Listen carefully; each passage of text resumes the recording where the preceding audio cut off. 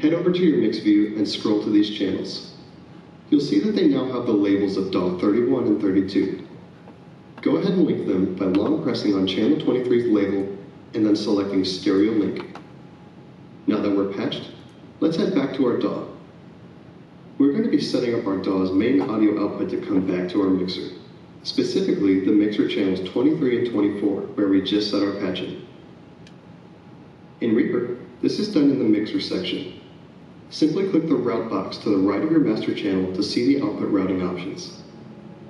Reaper defaults to the outputs 1 and 2, so we can press the delete button to clear that here.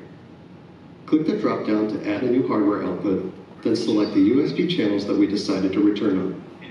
In this example, it's the USB DAW 31 and 32 stereo pair. You can close the outputs window once you're done. Press play and the main audio output should now be returning to the mixer's channels 23 and 24.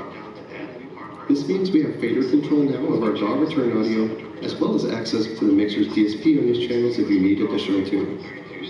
Audio being returned to the mixer like this can also be incorporated into in-ear mixes for backing or click tracks. That's all for now. In the next video, we'll be expanding on this concept to bring a multi-track recording session back into the mixer. Thanks for watching. For more news, product information, and troubleshooting tips, visit us at soundcraft.com or Anytime Help Center at help.harmanpro.com.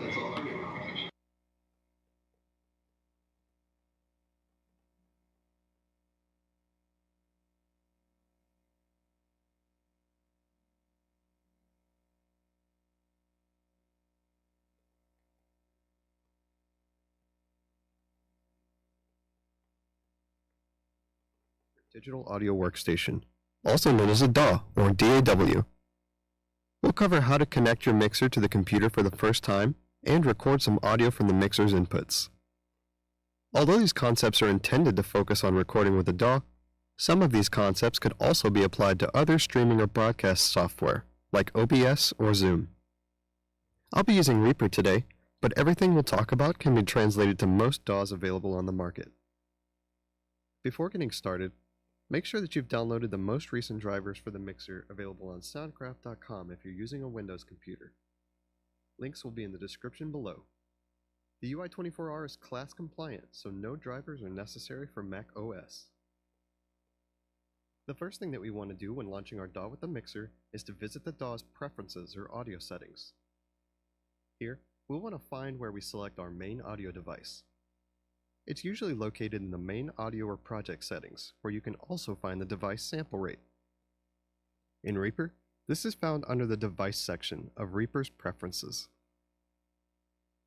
Select the mixer as your main audio device. If for some reason you can't locate the mixer in the list of devices, try closing the DAW, power cycling the mixer, and ruling out a faulty USB cable or hub by swapping them around or trying them with a different device. You can also confirm that the computer is seeing the mixer by opening Windows or Mac sound settings. In Windows, the mixer should show up like this in the sound settings as an output device, showing each one of our available USB channels. If it doesn't, try disconnecting the mixer and reinstalling the drivers. In Mac, the mixer should show as an audio device in the sound settings under the system preferences. With our mixer connected successfully to our DAW, it's time to do our first recording. For this example, I have a synthesizer connected to the XLR combo jack number 1 on the front of the UI24. First, we should make sure that the signal is getting into the UI. Let's play the synth and make sure that we have a signal on the gain page. It's important to remember that the USB will pull the input signal directly from the gain stage, pre-dynamics and effects. That means that this gain fader is all we have to control the volume that makes it into our DAW, so make sure that you gain stage appropriately. This means our signal is ideally hitting somewhere at least around -12 dB, and this also means that the DSP on the UI24, such as the compressor and EQ, will not be present on the recorded signal. We have a healthy signal here, so let's look at our DAW next. Add a new track if you haven't got one in the default project. In the DAW's mixer or console view, find where we select the input source for this new track. Here, we can see all the mixer's available inputs. Something to remember with the UI24 is that inputs 1 through 10 are reserved for our mixer outputs. 1 and 2 are the mix left and right signal, and 3 through 10 are the auxes, 1 through 8. This means that our mixer's physical inputs start on 11, so I need to select 11 for our synth that's plugged into channel 1. This patching is hard configured into the mixer and cannot be changed. Now, when we monitor or record arm this track, we should get signal into our DAW. You can expand on this by doing a multi-track recording by assigning different mixer inputs to different channels and recording everything at once, assuming that multitracking is